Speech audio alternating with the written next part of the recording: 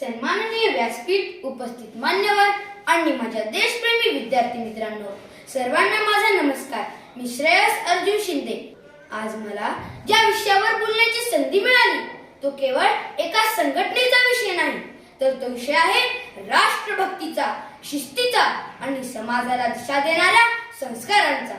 आजचा माझा विषय आहे राष्ट्रीय स्वयंसेवक संघाचे संस्कार व समाज प्रबोधन.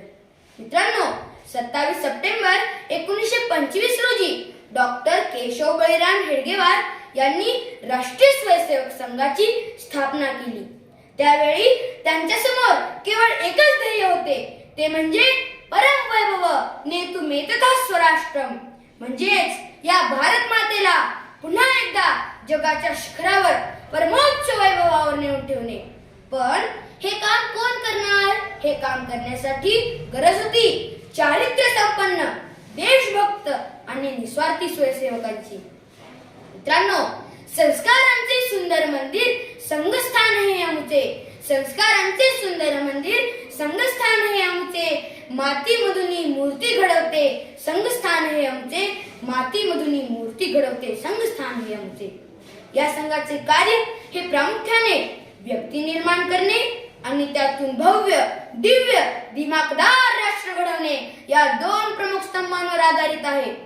संघाच्या विचारधारेनुसार केवळ कायदे बदलून समाज बदलत नाही, तर त्यासाठी समाजातील व्यक्तींचे विचार आणि संस्कार बदलणे आवश्यक आहे. म्हणजे या संघाचा मूळ विचार हाच आहे की व्यक्ती निर्माण झाल्यास राष्ट्र आपोआपच निर्माण होईल. या संघात खेळ किंवा व्यायाम दिसतात, पण त्यामागे एक प्रचंड मोठी प्रक्रिया असते.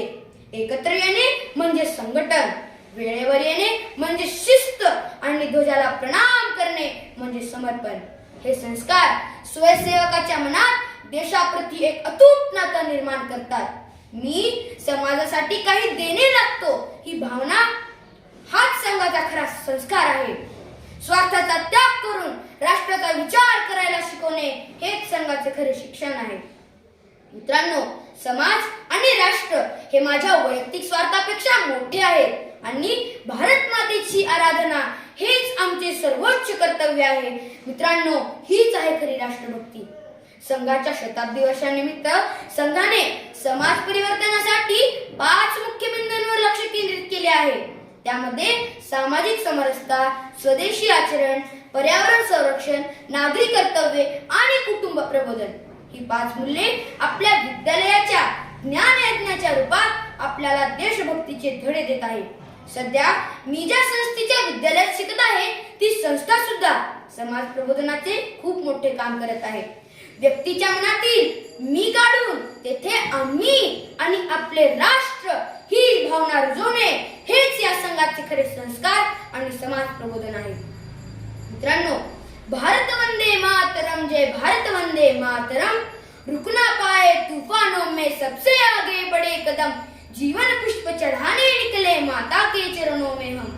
हे गीत ऐकून आम्ही पण आमचे जीवन राष्ट्रासाठी, देशासाठी समर्पण करायचं ठरवलं. हे प्रबोधन सुद्धा आमचं झालं. राष्ट्रीय स्वयंसेवक संघाचे निर्माते डॉक्टर केशव हेडगेवार यांच्या अद्वितीय अशा शाखा पद्धतीतून समाज प्रबोधनासाठी निघालेल्या शेकडो प्रचार कार्यकर्त्यांची एक फळी तयार झाली आहे आणि ती जीवनाच्या विविध क्षेत्रात काम करायला लागली आहे. मित्रांनो, भारतीय इतिहास, परंपरा, संस्कृती, विज्ञान या प्रत्येक क्षेत्रामध्ये राष्ट्रीय स्वयंसेवक संघ वेगवेगळ्या संघटनांच्या माध्यमातून प्रबोधनाचे कार्य अविरतपणे करत असतो.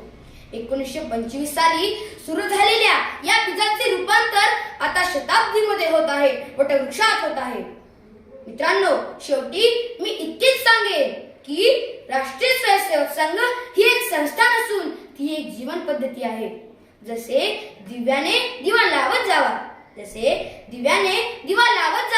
तसे एका स्वयंसेवकाकडून दुसऱ्या व्यक्तीपर्यंत हे संस्कार पोहोचो अशी आशा करतो. चला तर मग आपणही या संस्कारांची शिदोरी घेऊया.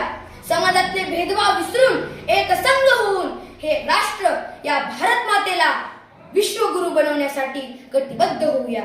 हीच त्या राष्ट्र ऋषींना खरी आदरांजली ठरेल. चला तर मग शेवटी मी इतकेच सांगेन की संघ शक्ती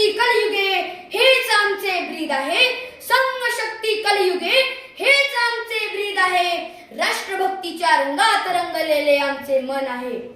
ना स्वार्थ ना भय, फक्त राष्ट्राचा विचार. ना स्वार्थ ना भय, फक्त राष्ट्राचा विचार. हाच संघाचा आणि आमचा संस्कार. हाच संघाचा आणि आमचा संस्कार.